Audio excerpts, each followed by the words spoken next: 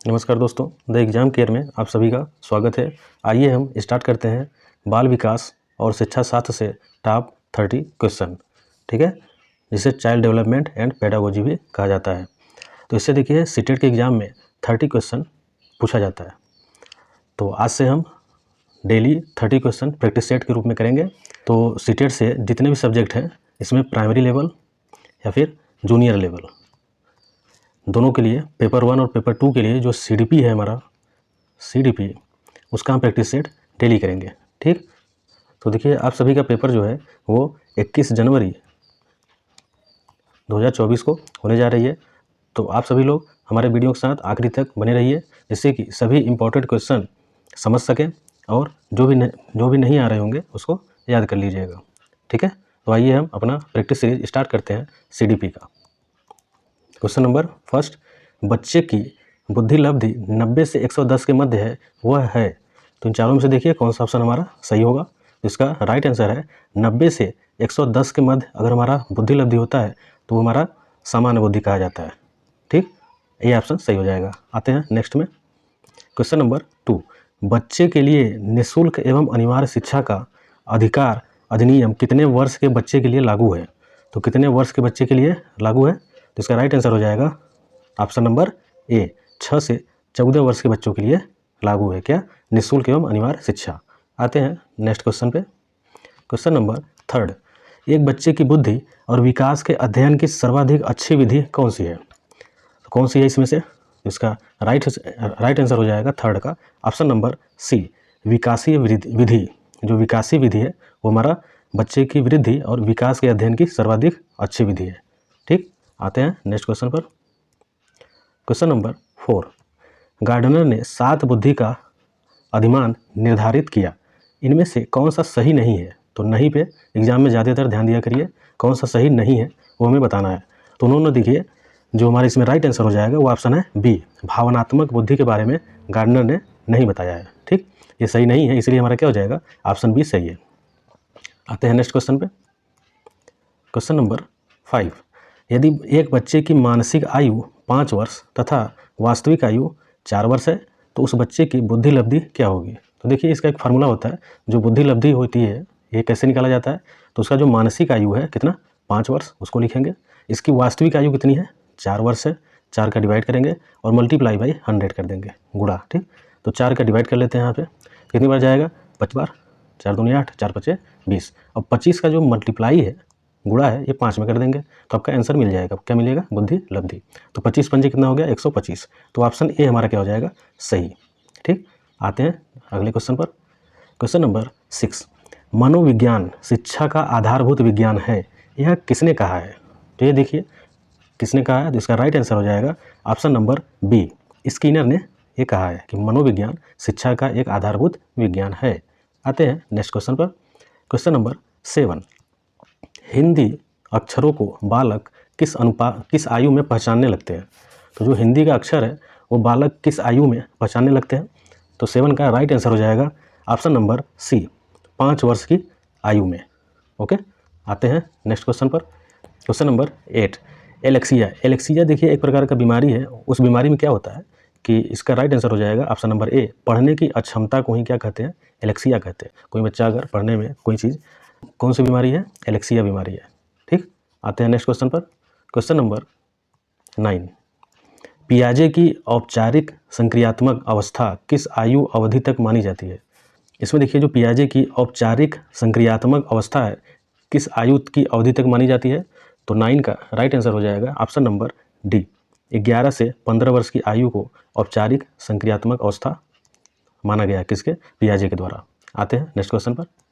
Question number 10, गर्भ में बालक को विकसित होने में कितने दिन लगते हैं।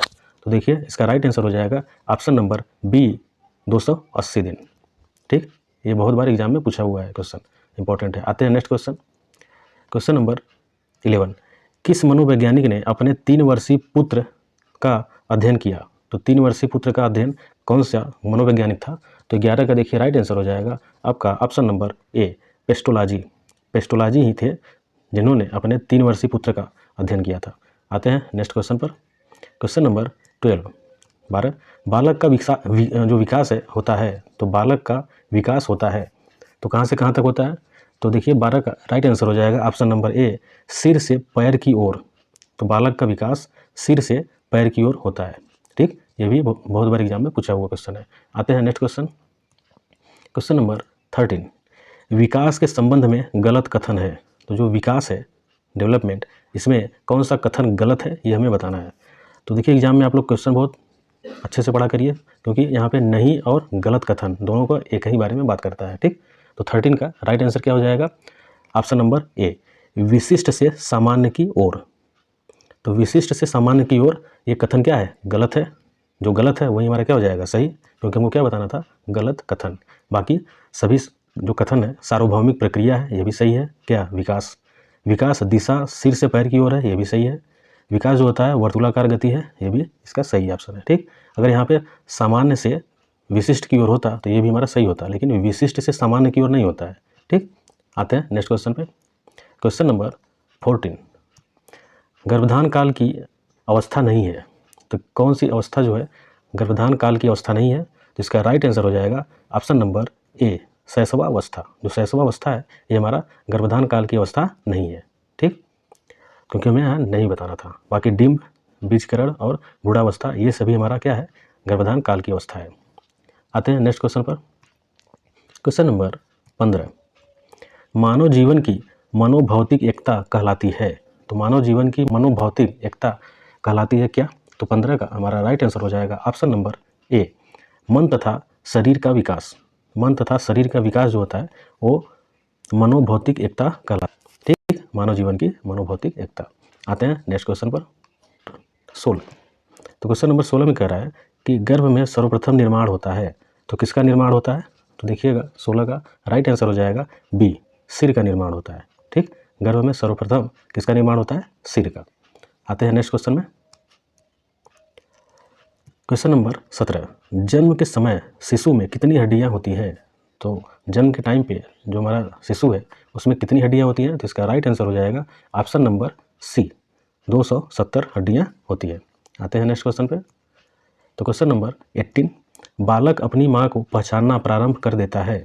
तो जो कोई बच्चा है, बालक है, वो अपनी माँ को किस आयु में पहचानने लगता है? तो इसका राइट आंसर हो जाएगा 18 का ऑप्शन नंबर डी, 3 माह की आयु में।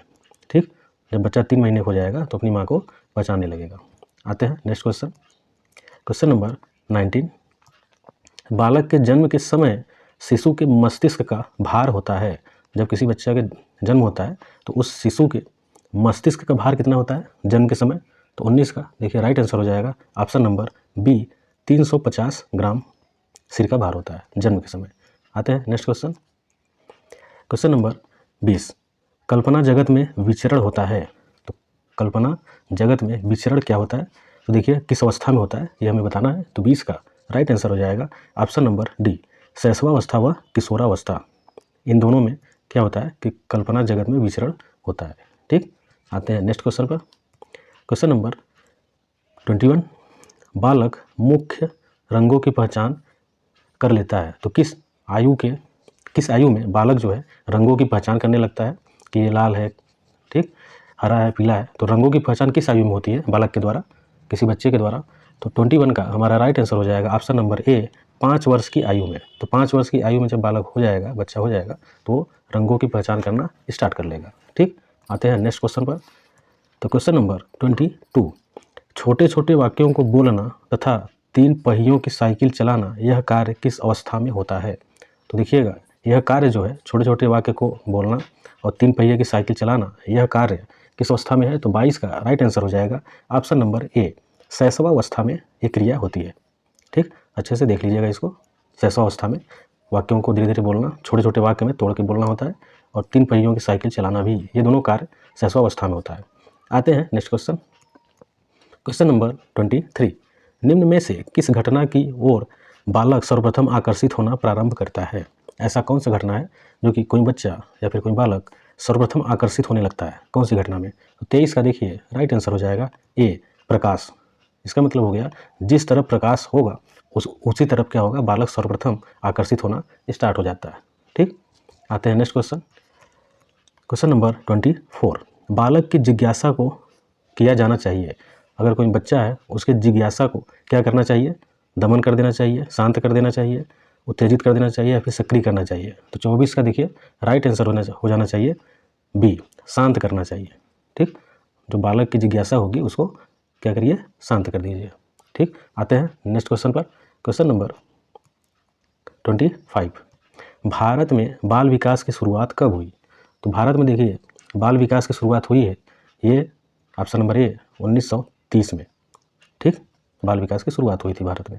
आते हैं नेक्स्ट क्वेश्चन। क्वेश्चन नंबर 26, किशोर अवस्था में सामाजिक विकास पर जिसका प्रभाव नहीं पड़ता वह निम्न में से कौन सी है?